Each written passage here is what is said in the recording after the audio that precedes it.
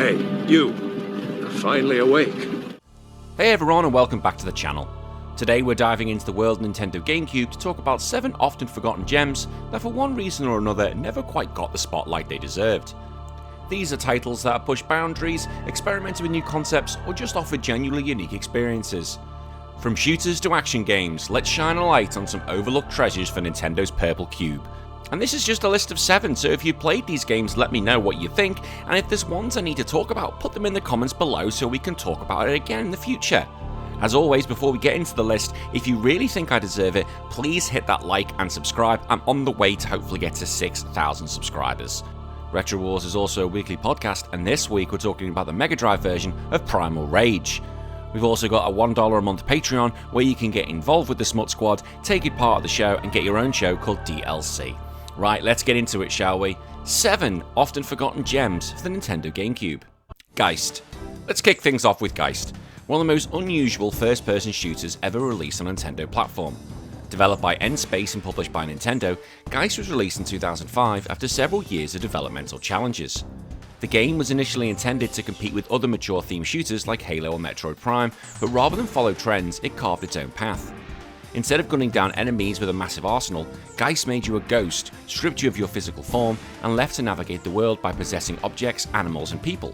This core mechanic wasn't just a gimmick, it was woven into every part of the game, from puzzle solving to combat and story progression. You play as John Ramey, a scientist working for a shadowy organisation called Volks Corporation. After being captured during a covert mission, his spirit is forcibly separated from his body during a failed experiment.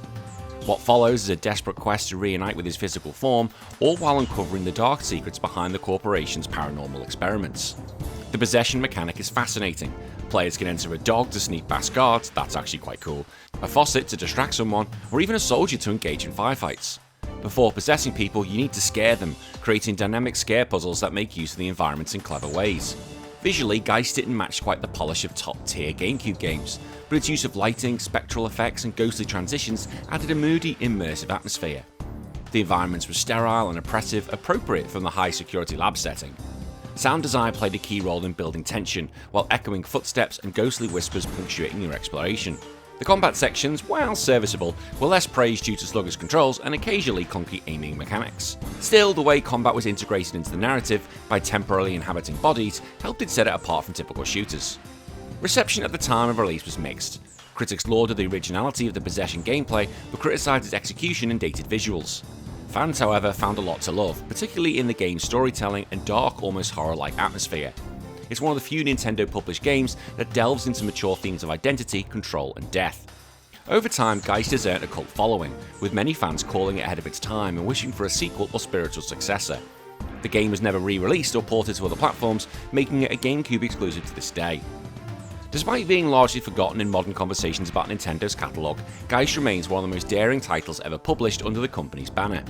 It combines shooter mechanics with puzzle solving, horror aesthetics, and inventive gameplay in a way few other games have. If you're looking for something truly different on the GameCube, Geist is worth tracking down, not just for its gameplay, but of its willingness to experiment. Custom Robo. Next up is Custom Robo, a game that never quite found the mainstream popularity it deserved. Released in 2004 by Nintendo and developed by Noise, Custom Robo was the Western debut of a franchise that had been a cult hit in Japan since the Nintendo 64 days. The game is a hybrid of RPG and arena brawler, with a heavy emphasis on robot customization and strategic combat. You play as a young man who joins a bounty hunter group called the Steel Hearts, gradually learning the secrets of the world and the true nature of robot battling. To create a female AI for our serviceable needs. Yeah, that's the way we're going. The game opens with personal motivations, your character searching for answers about his father before expanding into a larger conspiracy that threatens the stability of the world. The game begins in a futuristic society where miniature robots known as custom robos are used for sport, combat, and various competitions. As the player, you choose from a wide array of parts to construct your robo, including bodies, guns, bombs, pods, and legs. Each component affects performance, encouraging players to build units tailored to specific strategies.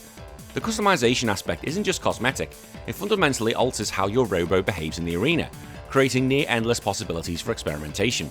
From swift, close-range melee units to heavy, long-range bombarders, each robo setup has its pros and cons. Combat takes place in a fast-paced, fully 3D arena where agility, timing, and strategic use of your robo's abilities are crucial. The camera generally tracks the action quite well, and the lock-on system makes aiming straightforward while still allowing for depth and technique. As battles become more complex, players must consider terrain, enemy types, and optimal ability use. Charging into battle without planning usually ends up in disaster. The combination of action and tactics makes for an exhilarating loop that rewards mastery and creativity alike.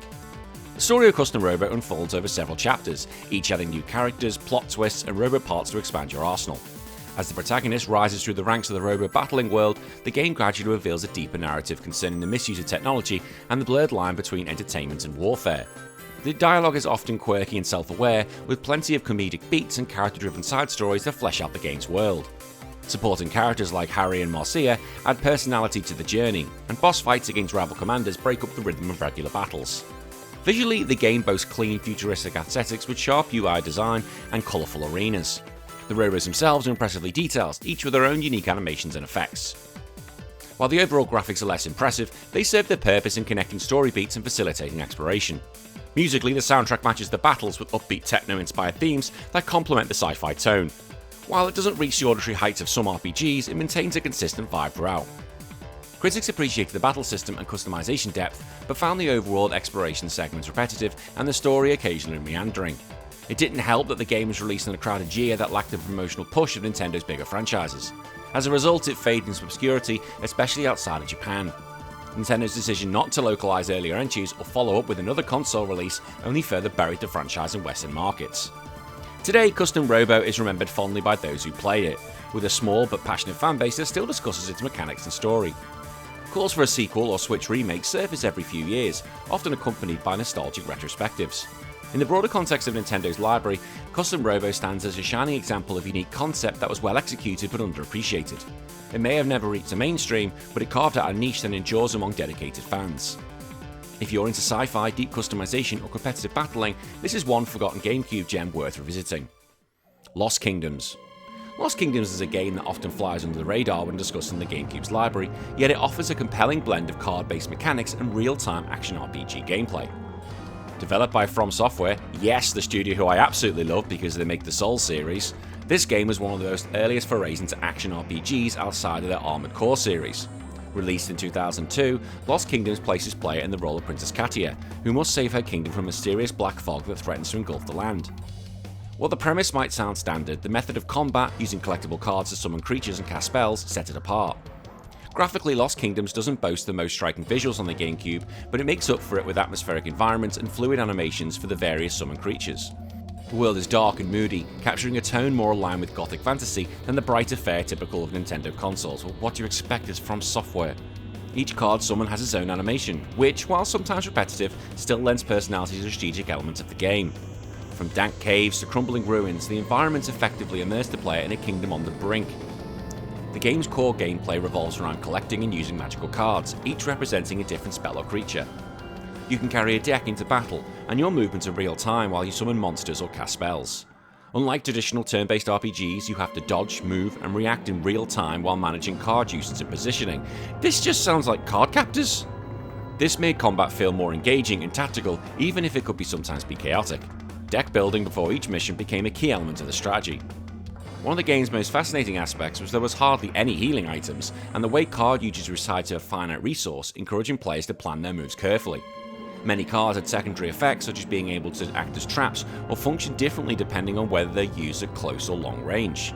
This added unexpected layers of depth and replayability, especially as players tried to optimize their decks for different enemy types or scenarios. The story, while not groundbreaking, carried emotional weight through its minimal dialogue and gradual reveal of the kingdom's fate. Princess Katia is a silent protagonist, but her journey from Sacred Royal to a confident spellcaster creates a satisfying arc. The mystery of the Black Fog and the slow uncovering of its origins adds intrigue to what could have been otherwise a formulaic fantasy tale. The game often lets its environments and events tell the story rather than relying on lengthy exposition. A sequel, Lost Kingdoms 2, followed in 2003, expanding upon the card-based mechanics and adding more customization options, such as the ability to fuse cards. However, neither game found massive commercial success, partly due to low marketing and the niche appeal of their gameplay style. Despite this game's gained a cult following, particularly among fans of From Software, and those looking for unique RPG experiences on Nintendo hardware. Critical reception was mixed at launch. Reviewers praised the card system and atmosphere, but criticised the relatively short campaign and simplistic visuals. Over time, however, retrospective reviews have been kinder, noting how ambitious the game was for its time. Its mix of action and strategy, combined with From Software's signature's tone, make it a standout in the GameCube's library. While Lost Kingdoms never reached a mainstream success, its ideas arguably paved the way for later experimentation by From Software. Fans of the studio often look back at the game as an early indication of their creativity and willingness to break genre conventions. It's a title that deserves more recognition, especially as part of the GameCube's overlooked RPG catalogue. Billy Hatcher and the Giant Egg. Billy Hatcher and the Giant Egg is one of the most eccentric and imaginative titles to ever come out of Sega's post-Dreamcast era. Developed by Sonic Team, released in 2003, the game stars a young boy named Billy, who's transported to a fantastical world plagued by darkness. To restore light to this world, Billy dons a magical chicken suit, because why not, and uses giant eggs as both weapons as tools, because why not? The game's premise is stupid, but I don't care, but yeah, its tone and creative mechanics make it a truly unique platformer. Graphically, Billy Hatcher embraces a bright, candy-coloured art style. Its environments are rich with oversized mushrooms, surreal landscapes, and vibrant colours that make each stage pop. The egg physics and the rolling animations are particularly smooth for the time, with Sonic Team pushing the GameCube's hardware to create lively, dynamic levels. Each world has its own theme and enemies, contributing to a sense of progression and variety. Gameplay centers on rolling massive eggs through obstacle-laden levels, hatching creatures inside them to help Billy on his quest. The eggs grow larger as you roll them over fruit and enemies, adding a tactile sense of progression in scale. These eggs are used for everything: platforming, attacking, puzzle solving, and even navigating terrain. While the controls could be slippery at times, it is a Sega game. The game's inventive core mechanic was unlike anything else on the market. Billy can't attack directly, everything just depends on those eggs. You can slam them into enemies, roll them over switches, or use them to traverse otherwise impassable terrain. As the eggs grow, they become more powerful, but also harder to maneuver, requiring careful spatial awareness. Hatching an egg reveals creatures called egg animals that grant abilities such as fire attacks or flight. These creatures add strategic depth and can influence the path you take through its level. The story, aimed at younger audiences, has surprisingly narrative structure. Billy must collect emblems of courage while rescuing his kidnapped friends and restoring the chicken elders across various zones. Just reading that, it's just... what the hell? There's an underlying urgency as the Dark Crows try to plunge the world into eternal night. Well, we gotta stop the Eternal Crows, haven't we, and save the chicken elders! The fusion of a light-hearted story setting with a surprisingly dire storyline adds a compelling dynamic. Billy Hatcher also featured a robust multiplayer mode where players could battle using hatched creatures and egg-rolling skills. While it was never the main focus, this mode was surprisingly competitive and added replay value. Additionally, Sonic Team included several cameos from other Sega franchises, including unlockable Sonic characters hidden within the eggs. Despite its charm, Billy Hatcher didn't achieve strong commercial success. It suffered from mixed critical reviews, citing awkward camera controls and uneven difficulty spikes. However, its unique concept earns it a cult following, especially among fans of Sega's more experimental projects. Over the years, Billy Hatcher has become a nostalgic favourite for those who grew up with the GameCube. Its lack of a sequel remains one of the most disappointing omissions in Sega's history. Fans have long requested Billy's return, whether as a remaster, sequel, or cameo in Sega's crossover games like Super Monkey Ball or Sonic and All-Stars Racing. Today, Billy Hatcher and the Giant Egg stands as a symbol of Sega's willingness to take creative risks. It remains a testament to the GameCube era when weird and wonderful ideas were still given a chance. For those willing to look past some control quirks, it offers memorable experience unlike other platformers of the time. Gotcha Force. Gotcha Force is one of the GameCube's most elusive cult classics. Released by Capcom in 2003 with minimal marketing, the game flew under the radar despite its fast-paced gameplay and immense toy box charm. It plays like a mashup of Pokemon, custom mech combat and arcade-style brawling, all wrapped in a Saturday morning anime aesthetic. Players control customizable teams of small fighting robots called Gotchaborgs, who battle it out in 3D arenas. Graphically, Gotcha Force is a cel-shaded style that's both colourful and energetic. It uses the GameCube's hardware well to render dozens of tiny characters with flashy attacks and special effects without ever slowing down. The animation style mimics anime in both character design and movement, creating a high-octane cartoonish feel. Despite being released late in the GameCube's life cycle, its visuals remain crisp and readable. The story revolves around a boy named Ku, who discovers the Gotchaborgs and joins them in a war against an invading alien force. Well, that bloody went up a notch. While the narrative is fairly simplistic, it fits the game tone of a youthful adventure and collect-em-all excitement. The plot unfolds through short cutscenes and missions, but the real draw is the sheer variety of characters and battles. Gameplay is where Gotcha Force shines. Players assemble squads of Borgs from over 200 different types, each with unique abilities, sizes and roles. Some Borgs are fast melee fighters, others are long-range snipers, tanks or even flying units. You control one at a time while your AI partner helps in combat, switching to the next in line when defeated. The pace is relentless, and mastering the synergy between Borg types adds deep strategy beneath the chaos. The game's combat takes place in real-time arenas, where players dash, fly, and shoot across rooftops, forests, and cities. Environments are interactive, and Borgs can be launched into buildings or knocked into hazards. While it appears simplistic, the game offers surprisingly tactical depth, especially in later missions where enemy teams become challenging and require careful planning. Interestingly, Capcom did little to promote the game outside Japan. The US release was extremely limited, with no real advertising or fanfare. This resulted in low initial sales, and the game quickly faded from store shelves. However, it gained a second life through word of mouth and online fan communities who celebrated its depth and quirkiness. Gotcha Force also included a local multiplayer mode, allowing head-to-head battles, which helped to gain a small following among competitive players. Replay value was further bolstered by the extensive collection upgrading of Borgs, encouraging experimentation and grinding. Unlocking rare Borgs was an addictive loop that kept players invested. Critically, the game received average reviews, with some praising its concept but criticising its graphics and repetitive missions. In hindsight, these reviews missed the charm and the complexity that would later make the game beloved by collectors and enthusiasts. It exemplifies the experimental spirit of the GameCube era, quirky, vibrant, and totally original. Its lasting legacy is felt through the small but passionate fan base that continues to hope for a remake or spiritual successor. Baten Kaitos, Eternal Wings and Lost Ocean. Released in 2003 in Japan and 2004 in North America, Baten Kaitos Eternal Wings and Lost Ocean was developed by Monolith Soft in collaboration with Tri-Crescendo and published by Namco. It's one of the GameCube's most distinctive RPGs and one of the few that utilised a card-based battle system in a deeply narrative-driven setting. Despite glowing praise from fans, it's largely overlooked due to stiff competition from better-known franchises and the GameCube's general reputation as a platform lacking strong RPG support. The game is set in a vibrant fantasy world where continents float in the sky and the oceans have mysteriously vanished. Players assume the role of Callas, a young man on the journey for revenge who becomes entangled in a larger conflict involving ancient gods and a powerful empire. One of the game's most unique aspects is that the player is not Callas himself, but a guardian spirit guiding him, which adds a layer of meta-narrative rarely seen in the genre at the time. Visually, Baten Kaitos pushed the GameCube to its artistic limits. The game utilised pre-rendered backgrounds with stunning hand-painted details, bringing towns, ruins, forests, and magical realms to life. The spell and battle effects were especially vivid, with dramatic camera angles and colourful animations that enhanced the fantastical atmosphere. The game also included impressive cinematics, making full use of the GameCube's disc capacity. The card-based Magnus system was the game's standout gameplay mechanic. Players collected over 1,000 different Magnus cards, which stored everything from weapons and magic to items and even food. Combat involved strategically selecting cards in the real time, which demanded careful planning and reflexes. Some cards even changed over time, like milk turning into cheese, which added a fascinating layer of strategy and world immersion. Callas is joined by a cast of allies, each with their own backstories, motivations, and card decks. The voice acting was a mixed bag, with some performance criticised for being flat or awkward, but was improved in the prequel. The game's story, while filled with JRPG tropes, took some unexpected turns and delved into complex themes of identity, loss, and divine power. The soundtrack was one of the most memorable musical scores on the console. The sweeping orchestral pieces and battle themes gave the game an emotional core that elevated every scene, and it's no surprise the soundtrack still has a cult following today. While the game received generally positive reviews for originality and beauty, it never achieved the mainstream popularity. Critics praised its visuals, inventive combat, and world building, but its slow start and complex mechanics were seen as barriers to entry for casual players. Still, it became a sleeper hit among RPG enthusiasts.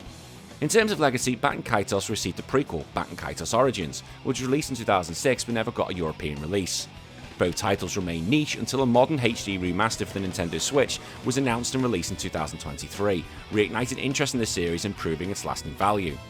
Today, Baten Kaitos is remembered as one of the boldest and most creative RPGs on the GameCube. Its ambitious mechanics and stunning art design have aged remarkably well, and it remains a shining example of what the system could offer beyond Nintendo's usual lineup. For many, it's the kind of game that exemplifies Forgotten Gem. And finally, Fire Emblem Path of Radiance. Released in 2005, Fire Emblem Path of Radiance was the first entry in the franchise to appear on a home console in the West, following the success of the Game Boy Advance titles. Developed by Intelligent Systems and published by Nintendo, it introduced players to the story of Ike, a fan-favourite character who would later gain prominence in the Super Smash Bros. Series. Path of Radiance stands out for not only being the series' GameCube debut. Path of Radiance stands out not only for being the GameCube series debut, but also for its depth, complexity, and emotional storytelling. The plot follows Ike, the son of a mercenary leader, as he becomes embroiled in a war between the kingdoms of Chimeria and Dayan. The narrative explores themes of racism, war crimes, politics and loyalty, with a tone that's significantly darker and more mature than its predecessors. Graphically, the game utilised 3D models and battle animations, and a significant shift from the pixel-based art of the GBA games. While the visuals are not groundbreaking for the time, the game made up for it with detailed character portraits, fluid animations during combat, and large-scale battlefields that gave a sense of epic scope. The inclusion of full-motion cutscenes with voice acting added another layer of immersion. Gameplay-wise, Path of Radiance stayed true to the tactical roots of the series, while introducing new mechanics like the support system and skills. The combat remained grid-based and turn-based, with permadeath still a core feature. Every decision mattered and the stakes were high, encouraging careful strategy and emotional investment in every unit. The game's difficulty was praised for being balanced and accessible to newcomers while still offering a challenge to veterans. The addition of bonus XP allowed for more flexibility in leveling units, and the weapon triangle system returned, reinforcing the game's tactical depth. Ike himself was a departure from the traditional Fire Emblem lords. He wasn't royalty, but a humble and determined mercenary. His growth throughout the story, from inexperienced leader to hardened hero, resonated with fans. The supporting cast, including Sora and Mist, were equally well developed, making every battle feel personal. The soundtrack was another highlight. The music shifted seamlessly between somber orchestral pieces and high-energy battle themes, perfectly complementing the game's emotional high and lows. Critics lauded the game for its story, character development and strategic gameplay, but some took issue with the graphics and the relatively long battle animations. But these are minor criticisms in the face of strong writing and mechanics. It became a cult classic and laid the foundation for the follow-up, Radiant Dawn on the Wii. Although fans of the game could be very happy, because it is going to be getting a re-release on the Nintendo Switch Online GameCube app very soon, Nintendo Switch 2. Which is sad for me, because I don't own the game, and I don't own Nintendo Switch 2. Fire Emblem Path of Radiance remains one of the most beloved entries in the series, especially among long-time fans. It proved that the franchise could thrive on home consoles and tackled mature themes with nuance and depth. In retrospect, it was a turning point for the series, one that deserves far more recognition than it did at the time. And that's it. 7 gems for the Nintendo GameCube. Let me know what you thought of this list and if there are ones that I need to talk about. If you have played this, let me know what you think as well. Until then, my name's been Danny, and I'll see you all again in 3 days for another video. You all take care of yourself. Bye bye.